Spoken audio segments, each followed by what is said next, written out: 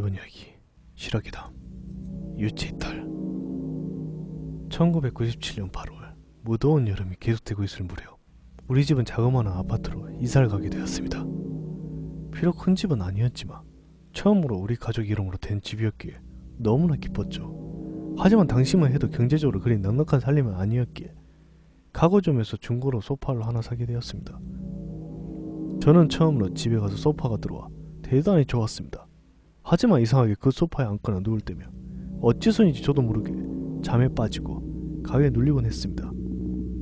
이번엔 절대 잠들지 말아야지 하면서 어느샌가 또 가위에 눌려버려 발버둥 치곤 하는 제 모습이 정말 미칠 것만 같았습니다. 마치 소파에 무슨 자석 같은 것이 매달려 있어 제가 앉기만 하면 움직일 수밖에 없게 만드는 그런 것 같았죠. 저는 슬슬 지쳐가면서 오기가 생겨 나기 시작했습니다. 이 소파가 도대체 뭘 원하는 건지, 왜 이러는 건지 궁금해진 거죠. 그래서 어느 날 저는 평소와는 달리 아예 제가 소파에 누워서 먼저 잠을 청했습니다.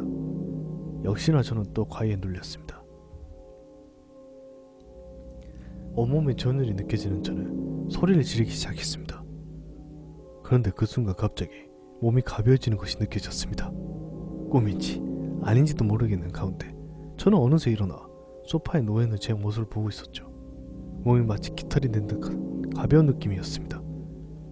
저는 멍하니 잠들어 있는데 제 모습을 한참 동안 바라보았습니다.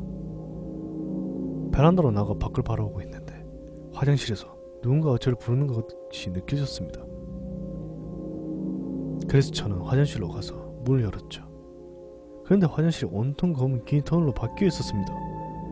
아주 멀리서 희미하게 빛이 보일 뿐이었죠. 겁이 났지만 그 빛이 저를 인도하고 있다는 생각이 들었습니다. 빛을 향해서 가야 할지 한참을 망설이고 있는데 누가 뒤에서 저를 부르는 것 같았습니다. 하지만 뒤에는 아무것도 없었고 화장실 문이 갑자기 닫히는과 동시에 저는 소파에서 땀에 젖은 채 일어났습니다. 마치 높은 산을 다녀온 것처럼 가쁜 숨을 내쉬면서요.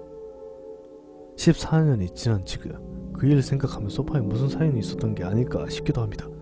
하지만 그 소파는 버린 지 오래되어 알 수가 없네요.